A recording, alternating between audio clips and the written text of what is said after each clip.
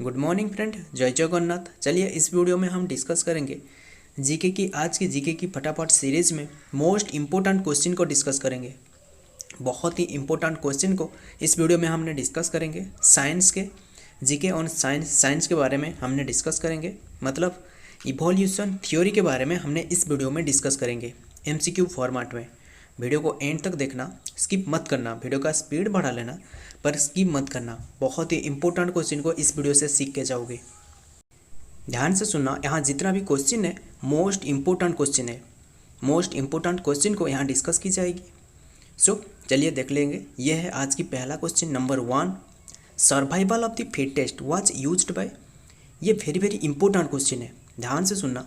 Survival of the fittest was used by, ये किसके द्वारा पहले बार यूज की गई थी? सर्वाइवल ऑफ द फिटेस्ट, ये जो टर्म है, ये जो वर्ड है, याद रखना। ये जो टर्म यूज की गई थी पहले बार वो है हर्बर्ट स्पेंसर, यानी option A is the right answer, Herbert Spencer के द्वारा। 1864 में ये एक बायोलॉजी का प्रिंसिपल है। ये एक बायोलॉजिकल प्रिंसिपल है, मतलब 1864 में ये प्रिंसिपल दी गई थी। किसके द्वारा? स्पेंसर के द्वारा, मतलब हर्बर्ट स्पेंसर के द्वारा ये पहले बार यूज की गई थी। ध्यान से सुनना, the most appropriate to its environment के लिए ये टर्म यूज की गई है। द मोस्ट अप्रोप्रिएट के लिए, अप्रोप्रिएट टू इट्स एनवायरनमेंट के लिए ये टर्म यूज की गई है। ये एक नेचुरल प्रोसेस है। ये जो सर्वाइवल ऑफ द फिटेस्ट, ये एक नेचुरल प्रोसेस है जिसमें कोई भी ऑर्गेनाइज्म यानी कोई भी एक स्पेसीज बेस्ट तरीके से जो एडजस्टमेंट हो जाती है, मतलब एनवायरनमेंट से, याद रखना, एडजस्टमेंट हो जाती है तो मोस्टली सक्सेसफुल सर्वाइव कर लेती है वो। याद रखना, कोई भी ये एक नेचुरल प्रोसेस है जिसमें कोई भी ऑर्गेनाइज्म बेस्ट तरीके से एडजस्टमेंट हो जाती है तो मोस्टली वो सर्वाइव कर लेती है। याद रखना एनवायरनमेंट पे, ये बात अच्छे से याद रखना। और ये इसलिए ये टर्म यूज की गई है, सर्वाइवल ऑफ द फिटेस्ट। ये हर्बर्ट स्पेंसर की है, ये बात अच्छे से याद रखना, इंपॉर्टेंट हो सकता है। Next number 2, according to scientist how many years does a big bang occur. ये बहुत ही इंपॉर्टेंट क्वेश्चन है, बिग बैंग थ्योरी। इसके बारे में हमने अभी काफ़ी डिटेल्स में नहीं बात करेंगे, पर इसके समझ लेते हैं कि अकॉर्डिंग टू साइंटिस्ट के मुताबिक how many years does a big bang occur. कौन सी ईयर से पहले जो कि बिग बैंग थ्योरी, याद रखना ये थ्योरी के बारे में हमने और एक वीडियो में डिस्कस करेंगे कंप्लीट डिटेल्स में। साइंटिस्ट के मुताबिक how many years does a big bang occur, कौन सी ईयर? याद रखना 15 बिलियन ईयर, यानी option D is the right answer, 15 billion years ago. बहुत ही इंपॉर्टेंट है ये 15 बिलियन ईयर्स की एगो, ये ईयर से पहले ही ये बिग बैंग थ्योरी, याद रखना, बिग बैंग हुआ था, याद रखना।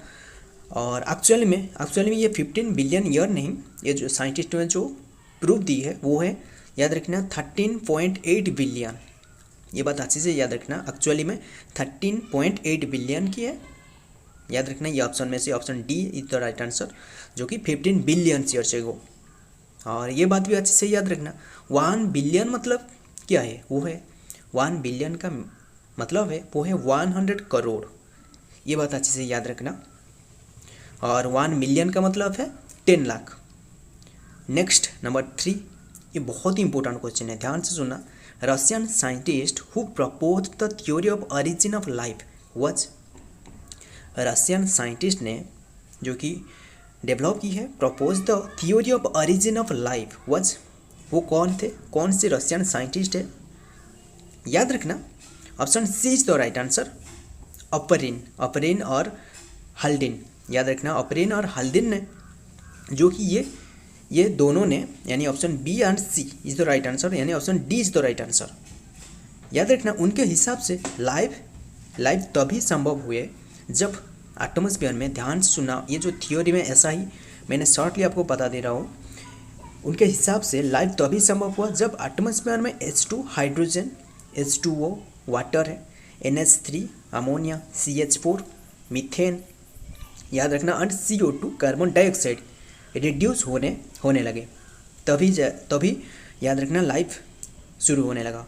ये बात अच्छे से याद रखना, बट O2 नहीं था उनके हिसाब से, और ये बात भी अच्छे से याद रखना। बट ये जो मैंने बताया ये option D is the right answer, ये डी इज़ द सही आंसर। बट ये जो अपरिन है, ध्यान से सुनना, अपरिन ने पहले ही ये थ्योरी निकाली थी, याद रखना उनके हिसाब से, मतलब रशियन साइंटिस्ट ये दोनों ने, हल्दीन और अपरिन ने, याद रखना उनके हिसाब से लाइफ तभी संभव हुआ। ये जो इतना सा एलिमेंट देख रहे हो, हाइड्रोजन, वाटर, अमोनिया, याद रखना ये सभी के कारण मीथेन, कार्बन डाइऑक्साइड रिड्यूस होने लगा, तभी ये लाइफ संभव हुआ। ये बात अच्छे से याद रखना। Next number 4, the richest source of, बहुत ही इंपॉर्टेंट है, the richest source of fossil is, the richest source of fossil is, याद रखना लावा नहीं होगा, और ये जो ग्रेनाइट, आयरन, ये तो नहीं होगा। Option C is the right answer, sedimentary rock, याद रखना sedimentary rock. Next number 5, study of fossil is known as, ये बहुत ही इंपॉर्टेंट है, study of fossil is known as, study of fossil is known as, option D is the right answer, palaeontology. ये बात अच्छे से याद रखना, फॉसिल के हिस्ट्री के बारे में जानना, लाइफ को स्टडी करना, इसलिए ये स्टडी को कहा जाता है पैलेंटोलॉजी। सो अच्छे से याद रखना पैलेंटोलॉजी, बस इतना ही याद रखना। Next number 6, biologist who study the sequence of organism in the fossil record are, ये क्वेश्चन में ऐसा ही पूछा जा रहा है कि biologist who study the sequence of organism in the fossil record are, मतलब हमने ये जो डिस्कस की, study of fossil is known as palaeontology, और ये जो बायोलॉजिस्ट जो इसके बारे में जो स्टडी कर रहा है उसे क्या कहा जाता है, याद रखना option C is the right answer, palaeobiologist, याद रखना पैलियोबायोलॉजिस्ट। और ये बात भी अच्छे से याद रखना, उसे पैलेंटोलॉजिस्ट भी कहा जाता है, ये ऑप्शन में नहीं है, तो ऑप्शन में सी इज द राइट आंसर, पैलियोबायोलॉजिस्ट। और याद रखना पैलेंटोलॉजिस्ट भी कहा जाता है, biologist who study the sequence of organism in the fossil के बारे में जो स्टडी कर रहा है उसे कहा जाता है पैलेंटोलॉजिस्ट और पैलियोबायोलॉजिस्ट। ये बात अच्छे से याद रखना। और पैलेंटोलॉजी का मतलब है study of fossil fuel. Next number 7, the first living organism were, पहला जो लिविंग ऑर्गेनिज्म है वो कौन है, याद रखना prokaryotic, option A is the right answer, prokaryotic like bacteria, prokaryotic like bacteria. याद रखना ये एक ऐसा है कि सिंगल सेल्ड प्रोकैरियोटिक, ध्यान से सुनना, and consist of nucleic acid, इसमें न्यूक्लिक एसिड पाई जाती है, एंड ऑल्सो नेकेड डीएनए, ध्यान से सुनना नेकेड डीएनए, ये बात अच्छे से याद रखना, मतलब इसमें ये न्यूक्लिक एसिड पाई जाती है नेकेड डीएनए के साथ। सो याद रखना। और ये जो प्रोकैरियोटिक फर्स्ट लिविंग ऑर्गेनिज्म, याद रखना ये सोपीसी, SOUPY में देखने को मिला था पहले बार। और ये बात भी अच्छे से याद रखना, डीएनए जो हमने डिस्कस की, डीएनए का फुल फॉर्म क्या है, इंपॉर्टेंट हो सकता है। डीएनए का मीनिंग है डीऑक्सी राइबो न्यूक्लिक एसिड, ये बात अच्छे से याद रखना, डीएनए का मीनिंग है डीऑक्सी राइबो न्यूक्लिक एसिड। और एक भी डिस्कस कर लेंगे, वो है आरएनए। आरएनए का फुल फॉर्म क्या है, बहुत ही इंपॉर्टेंट है, याद रखना, आरएनए का फुल फॉर्म है राइबो न्यूक्लिक एसिड। याद रखना डीएनए का फुल फॉर्म है deoxy ribo nucleic acid, RNA का मीनिंग है राइबो न्यूक्लिक एसिड, बस याद रखना। Next number 8, who are dominant in Mesozoic era, ये क्वेश्चन में ऐसा ही पूछा जा रहा है, who are dominant in Mesozoic era यानी पीरियड, मेसोजोइक जो पीरियड था, याद रखना option B is the right answer, dinosaur way are dominant in Mesozoic era, याद रखना इंपॉर्टेंट है। Next number 9, the golden age of reptile was, reptile के लिए जो गोल्डन एज था वो कौन था, वही मेसोजोइक एरा, याद रखना option C is the right answer, Mesozoic era, ये बात अच्छे से याद रखना। और ये बात भी अच्छे से याद रखना। जो कि डोमिनेंट था मेसोजोइक एरा में वो है डायनासोर, ये बात अच्छे से याद रखना। और उसके बाद जो मेसोजोइक एरा के बाद जो प्रीमियन पीरियड आए, मतलब PERMIAN, ये एक पीरियड है। ये पीरियड में वेरियस लाइफ फॉर्म है, ये बात अच्छे से याद रखना। मेसोजोइक एरा में डायनासोर देखने को मिला था। सो next number 10, which of the following set is the evidence of evolution? इनमें से जो ऑप्शन देख रहे हो, इनमें से कौन सी ऑप्शन सही है जो कि एविडेंस ऑफ इवोल्यूशन के बारे में जो एविडेंस मिल रहा है, कौन सी ऑप्शन सही है? ऑप्शन बी इज तो सही है, यानी option B is the right answer. Homologous and, ध्यान से सुना, होमोलगस एंड वेस्टिजियल ऑर्गन, ये बात अच्छे से याद रखना। वेस्टिजियल ऑर्गन जिसका हमारा शरीर में कोई भी फंक्शन नहीं है, मतलब अब हमारे शरीर में है, मौजूद है, पर इसका कोई भी फंक्शन नहीं है, वो है वेस्टिजियल ऑर्गन। ध्यान से सुनना, बहुत ही इंपॉर्टेंट है, ये बात अच्छे से याद रखना। ह्यूमन बीइंग में टोटल 180 वेस्टिजियल ऑर्गन है, जिसका अभी भी कोई भी फंक्शन है ही नहीं इसका, ये बात अच्छे से याद रखना। ह्यूमन में टोटल 140 वेस्टिजियल ऑर्गन है, जैसे कि अपेंडिक्स हो गया, अपेंडिक्स और कोकिक्स, COCCYX, यानी ये बात अच्छे से याद रखना, यानी टेल बोन उसे कहा जाता है। और टॉन्सिल हो गया, याद रखना, और बॉडी हेयर भी। और ये बात भी अच्छे से याद रखना, जो वाइजडम टीथ है वो भी एक, याद रखना, ये एक वेस्टिजियल ऑर्गन है, याद रखना। और अपेंडिक्स के बारे में तो आपने तो ज़रूर पता ही होगा आपको। सो याद रखना, यही जो कि होमोलोगस एंड वेस्टिजियल ऑर्गन जो कि एविडेंस दे रहा है कि इवोल्यूशन के बारे में, ये बात अच्छे से याद रखना।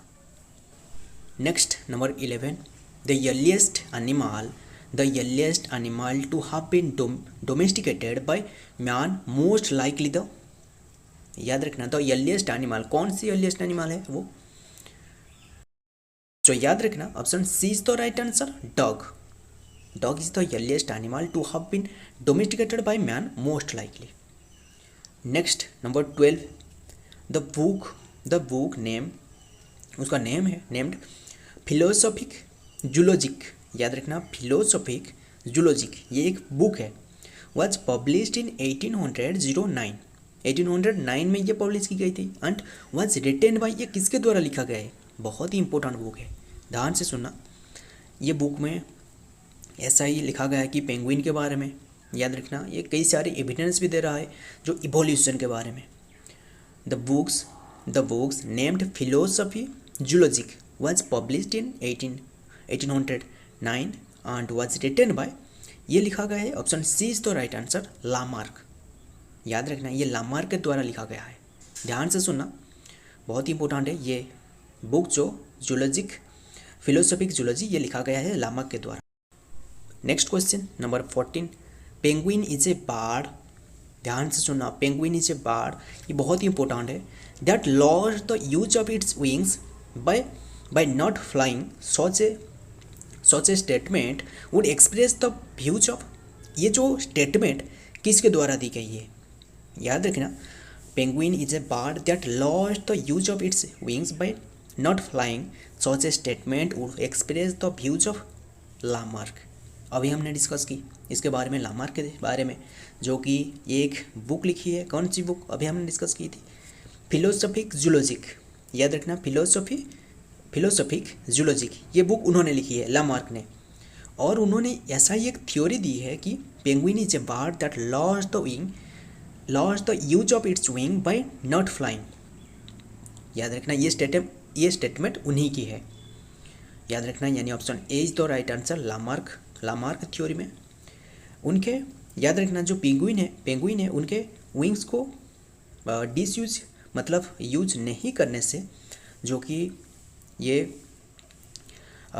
काम नहीं कर रहा है, इसलिए याद रखना, ये वेस्टिजियल ऑर्गन के तरह ही अभी हमने डिस्कस की थी, वेस्टिजियल ऑर्गन। सो ये लामार्क की थ्योरी है, पेंगुइन के बारे में उन्होंने काफ़ी सारे इन्फॉर्मेशन दी है। नेक्स्ट नंबर 15, आज tree grow older which increases more rapidly in thickness। बहुत ही इंपॉर्टेंट है, आपको तो ये बात अच्छे से पता ही होगी। आज ट्री ग्रो ओल्डर, जब एक ट्री मतलब ओल्ड हो जाती है, बहुत ही पुराना हो जाती है, इसका थिकनेस ज़्यादातर बढ़ जाती है। क्यों, मतलब किसके कारण ये बढ़ जाती है? ये क्वेश्चन में ऐसा ही पूछा जा रहा है कि रैपिडली इन थिकनेस, मोर रैपिडली, इंक्रीजेस मोर रैपिडली इन थिकनेस। याद रखना option D is the right answer, heartwood. यह हार्टवुड कारण से ये होती है। ध्यान से सुना, आज ट्री ग्रो ओल्डर, जब एक बूढ़ा हो जाती है मतलब ओल्ड हो जाती है, हार्टवुड से कारण ये जो कि ज़्यादातर ठीक होने लगता है। सो याद रखना, ये हार्टवुड के कारण से जो कि ठीक हो जाती है। और ये बात भी अच्छे से याद रहना, जो सेप वुड है, SAP वुड सेल है, ये कन्वर्टेड हो जाती है हार्टवुड को। मतलब जब एक पेड़ जो कि ओल्ड होने लगता है। याद रखना सेप वुड, और याद रखना कटेक्स, सेप वुड और कटेक्स और फ्लोएम के तुलना में यह हार्टवुड ज़्यादातर रैपिडली ग्रो हो जाती है, इसलिए इसका थिकनेस बढ़ जाती है, मतलब ट्री का। ये बात अच्छे से याद रखना। So next number 16, horns of most mammals are composed of, कौन सी मटेरियल से बनी होती है? मतलब horns of most mammal are composed of, याद रखना वो है केराटिन, यानी option B is the right answer, keratin. ये बात अच्छे से याद रखना, keratin horn of most of mammal are composed of keratin से ही बनी होती है।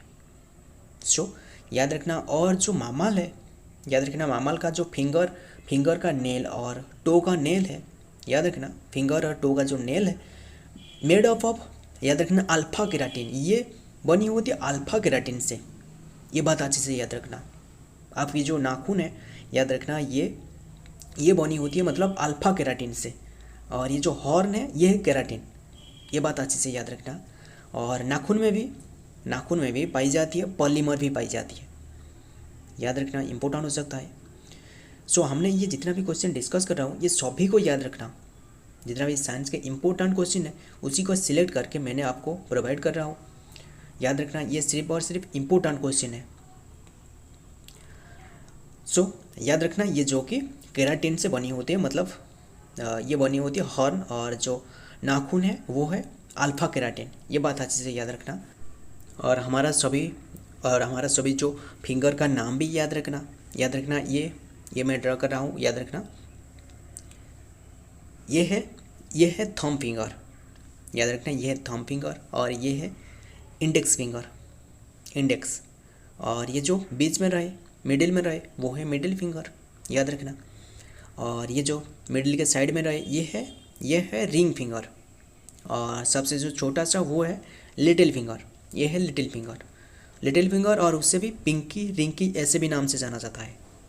याद रखना। Next question number 17, mammary gland are modified mammary glands are modified। याद रखना option C is the right answer, sweat gland.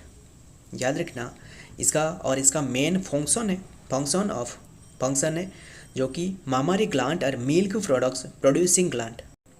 याद रखना जो मामारी ग्लैंड है जो कि स्वीट ग्लैंड नाम से जाना जाता है, स्वीट ग्लैंड, और मेन फंक्शन जो कि milk production. Next number 18, when A bone, ये बहुत इंपॉर्टेंट है, when A bone left in dilute HCl, मतलब hydrochloric acid HCl for about 3 day and what will happen. ये क्या होगा, मतलब एक हड्डियों को, एक बोन को जो कि डाइल्यूट HCl में रखा जाएगा 3 दिन के लिए। बहुत ही इंपॉर्टेंट है, ध्यान से सुना। व्हेन ए बोन, जब एक बोन को जो कि डाइल्यूट HCl में रखा जाएगा हाइड्रोक्लोरिक एसिड में, ये जो कि बन जाएगा सॉफ्ट बोन में। याद रखना, यानी option B is the right answer, becomes soft and elastic. ये सॉफ्ट बोन हो जाएगा और इलास्टिक बन जाएगा। याद रखना, बहुत ही इंपॉर्टेंट है। Next question number 19, life span of RBC का जो लाइफ स्पान है टोटल कितने डे की है? याद रखना रेड ब्लड कर्पसेल, इसका टोटल डे है, यानी option A is the right answer 120 days तक इसका लाइफ स्पान है, याद रखना। और एक भी याद रखना WBC यानी वाइट ब्लड कर्पसेल, इसका जो लाइफ स्पान है वो है 12 to 20 डेज तक। ये बात अच्छे से याद रखना, 12 to 20 डेज तक। और ये वाइट ब्लड कर्पसेल को भी कहा जाता है ल्यूकोसाइट, LAUCOCYTES, ल्यूकोसाइट भी कहा जाता है। ये बात अच्छे से याद रखना। Next number 20, this is the last question, बहुत ही इंपॉर्टेंट क्वेश्चन भी है एक, याद रखना। which of the following tissue in human beings use the greatest amount of energy, कौन से टिश्यू जो कि ग्रेटेस्ट अमाउंट ऑफ एनर्जी को कंज्यूम करती है, याद रखना वो है मस्कुलर टिश्यू, यानी option D is the right answer muscular tissue. याद रखना मस्कुलर टिश्यू जो कि ज़्यादा एनर्जी कंज्यूम कर रहा है। सो याद रखना। सो फ्रेंड, हमने ये जितना भी क्वेश्चन डिस्कस की ये सभी को याद रखना, जितना भी इम्पोर्टेंट हो सकता है, एग्जाम ओरिएंटेड हो सकता है, उसी को डिस्कस की, ये सभी को याद रखना। और ये वीडियो पसंद आए तो लाइक कर लेना और आपके दोस्त के साथ भी शेयर कर लेना और हमारे साथ जुड़ के रहिएगा, क्योंकि इसी चैनल में 2 डे के अंदर में जितना भी इम्पोर्टेंट करंट अफेयर है, जितना भी इम्पोर्टेंट करंट अफेयर जो टाइम्स मैगजीन के जितना भी इम्पोर्टेंट करंट अफेयर हो सकता है और जितना भी मुझे सोशल मीडिया से मिल रहा है, जितना भी इम्पोर्टेंट है उसी को मैंने डिस्कस कर रहा हूँ।